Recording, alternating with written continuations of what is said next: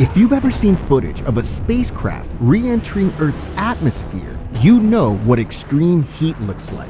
Materials literally burn away. Now imagine pushing through the atmosphere at 6 times the speed of sound, not for a few seconds, but in sustained flight. By basic logic, that aircraft should cook itself. It should be impossible. But Lockheed Martin's engineers say it's not, and the reason why reveals some of the most audacious aerospace engineering ever attempted. The SR-72 is a proposed hypersonic reconnaissance and strike aircraft widely described as the successor to the SR-71 Blackbird, one of the fastest operational aircraft ever built. The SR-71 could fly above Mach 3. That alone made it legendary. It outran missiles not by dodging them, but by accelerating away from them. Speed was its shield. The SR-72 is meant to double that, Mach 6, roughly 4,000 miles per hour, depending on altitude. At that velocity, crossing continents becomes a matter of minutes. Military planners see obvious advantages in that kind of speed. Intelligence gathering could happen faster than defenses can react. Strike capability becomes nearly untouchable. But as speed increases, physics becomes more aggressive. Mach 3 is extreme. Mach 6 is a different category entirely. If the SR-72 ever flies at hypersonic speeds, it will face 2 major problems, keeping it strictly heat-related.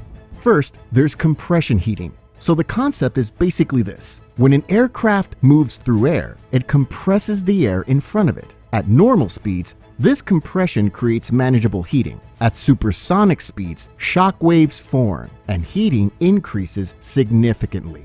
At hypersonic speeds, the air in front of the aircraft compresses so violently that temperatures spike to extreme levels. It is not just friction in the simple sense. At Mach 6, surface temperatures can exceed 1,000 degrees Fahrenheit and potentially much higher depending on altitude and flight profile. Some estimates for hypersonic leading edges go far beyond that. Those temperatures are high enough to weaken or melt traditional aluminum structures. Even some advanced alloys struggle at those levels. The faster you go, the worse it gets. Heat increases roughly with the square of velocity. That means doubling the speed more than doubles the heating effects. So the jump from Mach 3 to Mach 6 is actually exponential in terms of stress on the airframe. Then there's, of course, friction heating. The aircraft's skin drags through the atmosphere, creating massive shear forces in what's called the boundary layer.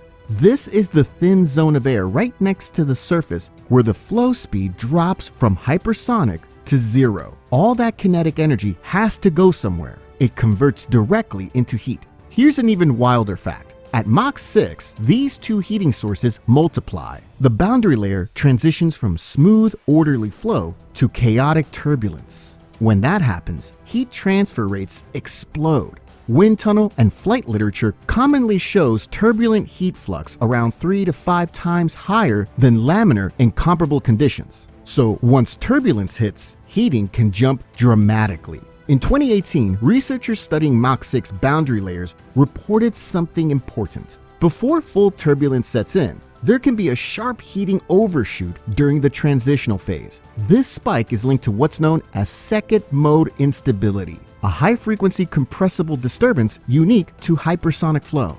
These instability waves can amplify energy dissipation in the boundary layer, creating localized heat peaks even before the flow becomes fully turbulent. So the SR-72 faces a brutal thermal environment. Leading edges see the worst of it. The nose tip and wing leading edges experience stagnation heating, where air slams to a complete stop. These areas can reach temperatures that would liquefy aluminum. The rest of the airframe isn't much better. Even areas with smooth airflow over them still face temperatures that exceed what most metals can handle. Aluminum melts at 1,220 degrees Fahrenheit. Standard steels start losing strength fast as temperatures climb into the high hundreds of degrees Fahrenheit long before melting. Even titanium, which the SR-71 Blackbird used extensively, has an upper limit around 3,000 degrees. The SR-71 only flew at Mach 3. and it already required exotic titanium alloys and special construction techniques.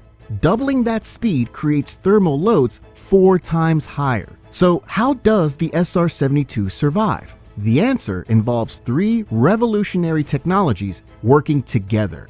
Let's start with materials. The SR-72 possibly uses ultra-high temperature ceramics, or UHTCs. These are compounds like zirconium diboride and hafnium diboride mixed with silicon carbide. UHTCs can handle temperatures exceeding 5,000 degrees Fahrenheit. But here's the catch. Pure ceramics are brittle. They crack under thermal stress. So engineers developed ceramic matrix composites, or CMCs. These combine ceramic fibers with ceramic matrices, creating materials that are both heat resistant and tough. Carbon-carbon composites add another option. These are carbon fibers in a carbon matrix, capable of handling extreme temperatures while staying lightweight. The leading edges probably use a hybrid approach. A sharp leading edge made from refractory tungsten alloys or carbon-carbon composites protected by oxidation-resistant coatings.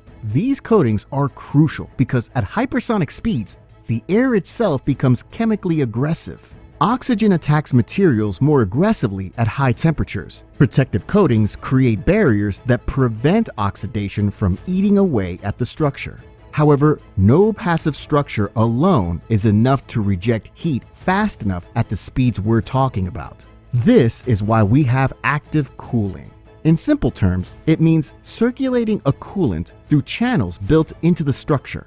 For the SR-72, that coolant is likely the aircraft's own fuel. By routing it through channels in the leading edges and hottest areas first, the fuel acts as a heat sink. It pulls thermal energy away from critical structures before they ever reach failure temperatures. But traditional manufacturing can't create the complex internal geometry these cooling systems need. Metal channels have to be straight or simple curves, because this is what most machines can actually handle. So in 2018, Lockheed Martin revealed they were using 3D printing to embed cooling channels directly into the engine structure. Additively manufactured channels can twist, turn, and branch in ways traditional machining could never achieve. More surface area, better cooling, lighter weight. Yet even with advanced materials and active cooling, there's still a missing piece. Remember that pre-turbulent heating peak we mentioned earlier? Researchers have also explored ways to weaken these instability waves.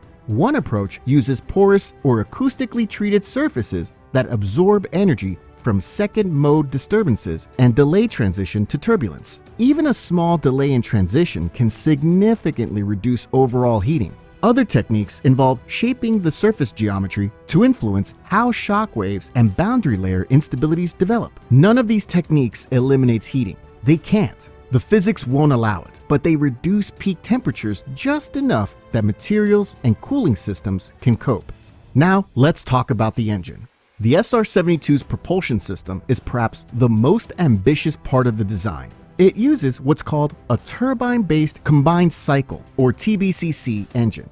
Here's the problem it solves. Traditional jet engines work great up to about Mach 3. Beyond that, the compressor can't handle the air temperatures.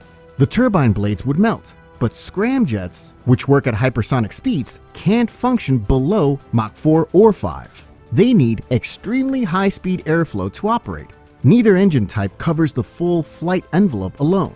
A TBCC engine solves this by being 2 engines in one. During takeoff and low-speed flight, air flows through the turbine section. It gets compressed mechanically, mixed with fuel, burned, and expelled for thrust. This provides the power needed to accelerate from a standstill.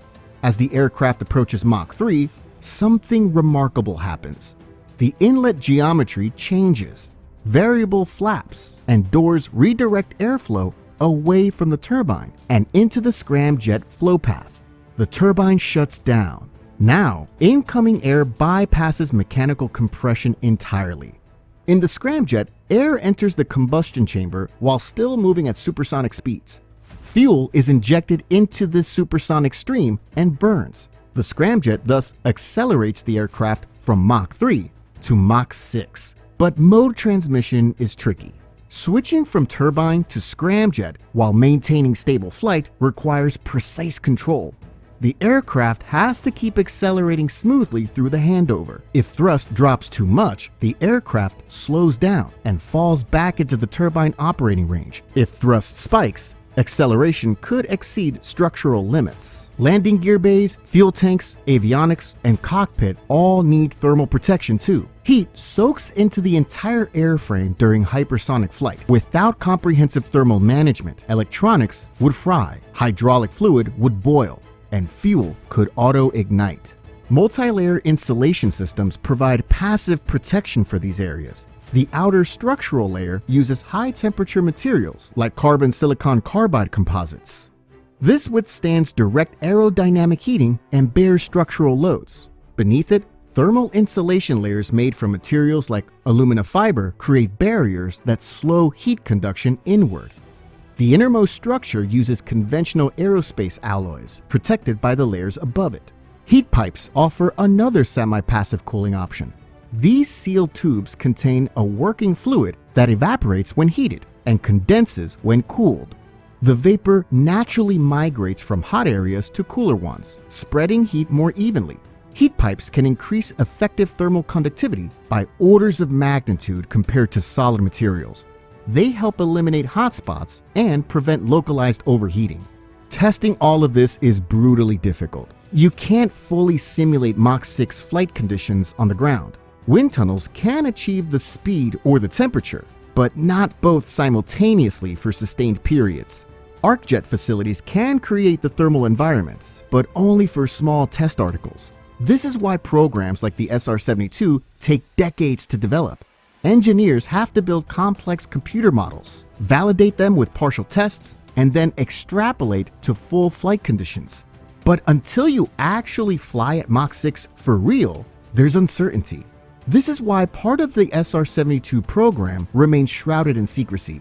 The exact materials, the specific cooling channel designs, and the detailed engine specifications are all classified.